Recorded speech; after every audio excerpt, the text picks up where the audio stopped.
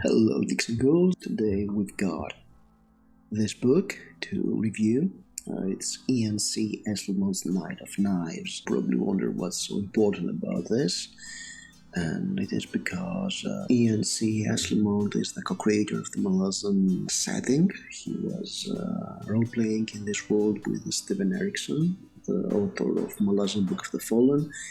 And back in 2006, he started publishing his own series of books about the Malazan Island. This is the first book in the series.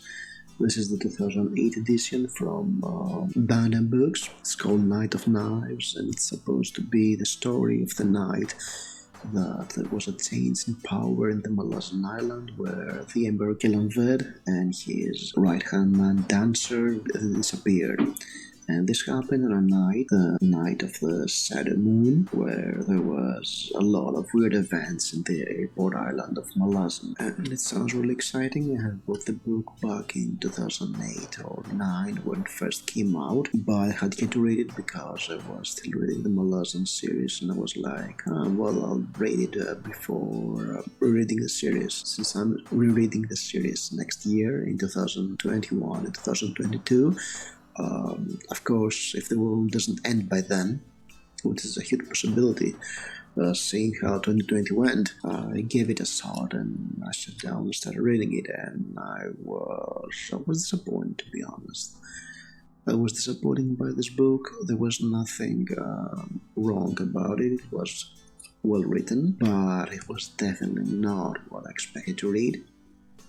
I think I'll go on with the series. You'll probably get a return of the Crimson Guard. That's the second book in the series. It follows the same characters as this one as I can get before I do any more judgment on the series and Ian C Esslemont, because to be honest, I think that the main problem with this book is that Ian C Esslemont is not Stephen Erikson. There are different writers.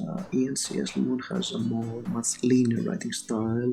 His writing is more simple. Simple is not bad, but he's also less ambitious than Stephen Erikson. And when you read the Malazan book, you definitely don't expect something not ambitious, because the main thing about the main Malazan series, Malazan Book of the Fallen, is that it is a very ambitious, huge, epic fantasy book. Yes, it's one book. It's 1 million pages long, literally, because myriad means 10,000, and it's very ambitious. Here we follow two characters. We have Timber, who is a guard and also a veteran of the Dark Past, as well as Kiskas as a petty thief with some magic talent, and they roam the city of Malaz the night of the shadow moon as weird things sort of happen, and eventually they stumble upon the conspirators as Shirley tries to dethrone Kilanved and Dancer. And that's kind of the thing with this novel. What I did not enjoy about it, it is that we follow two characters who have probably no internal drive to be part on the plot. They just stumble upon the plot, and we have a lot of very interesting personalities I wanted to read more about, like the Emperor and Dancer and Shirley and Taisrin. I want to learn more about the conspiracy, how it happened, what happened exactly, and here we have two bumbling fools that stumble upon it and try to survive the night.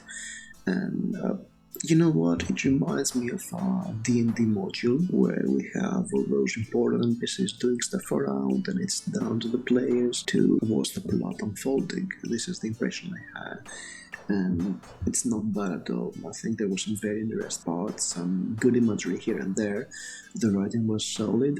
It was much simpler than Stephen Erikson, which is not bad because Stephen Erikson is a very advanced writer. Here it was very lean, very fun, a little adventure in the Malazan universe, or probably in a small hole in the Malazan universe. There was some Malazanism, like open plots and this grimdark way of watching things. The ending of this book, the final scene, was like the best part of the book, in my opinion. It felt very Malazan, it felt very, very close to topics and the themes of the entire series. The climax was actually quite good. I think that some more complexity in being more in the heads of the big players would have worked much better for this book. I was expecting look at this book. It's about the Knight of Knives. It's a little thick. This thick means that it's 500 pages long. The novel itself is 450 pages. Yes, you can see here how thick the paper is because, okay, I won't be publishing, so I'll tell you a secret. Sometimes publishers publish a book that has to be as big or as small as the audience expects it. And this is also a 400-page book. Just to get an idea how small this book actually felt reading it, because I was expecting a chunky fantasy book, 600 pages long, probably. You know, this book is smaller, it's 300 pages, I think. It's almost 400 pages too. Just look at that. And these books have been comparable. And to be honest, the pages here are not that dense too. So yeah, that's a thing that felt very small. It felt like a fun little adventure in the Malazan world, and I would definitely read it as that and enjoy it as that. But I was expecting something different, and looking at the previews for the next books, Ian C Esslemont is introducing his two main characters, Temper and Kiska. They have a good background, they have interesting personalities, they have their own drives that don't quite play a big role in this book. It was most like an introductory adventure for the party, and then they go on their own adventure. And yes, I'm using a lot of role-playing metaphors because both Stephen Erikson and Ian C Esslemont do have elements of role-playing in their world building. And probably the writing is influenced like that. That was it, not what I expected to read, but quite fun. And you know what? If you're a Malazan fan and you've read the main books, you'll get some extra information on what happened.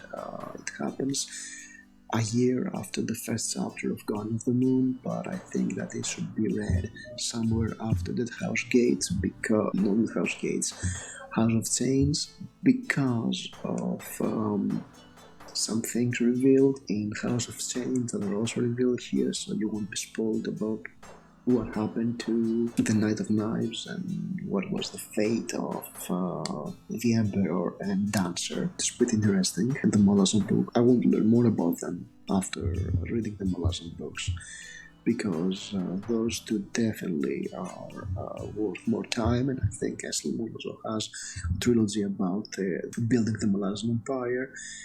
And yes, this is definitely a book I'm going to read eventually. But I have to get out of the house, get some books out of the house too, so I can fit them in the bookshelves before I get to that.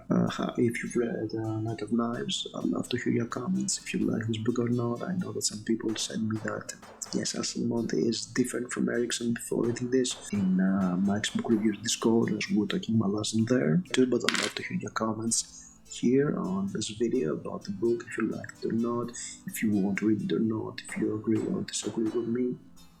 Feel free to disagree. I love reading people disagreeing with me. It helps change my perspective on things. And as always, like, subscribe, and I'll see you soon. Thank you for watching.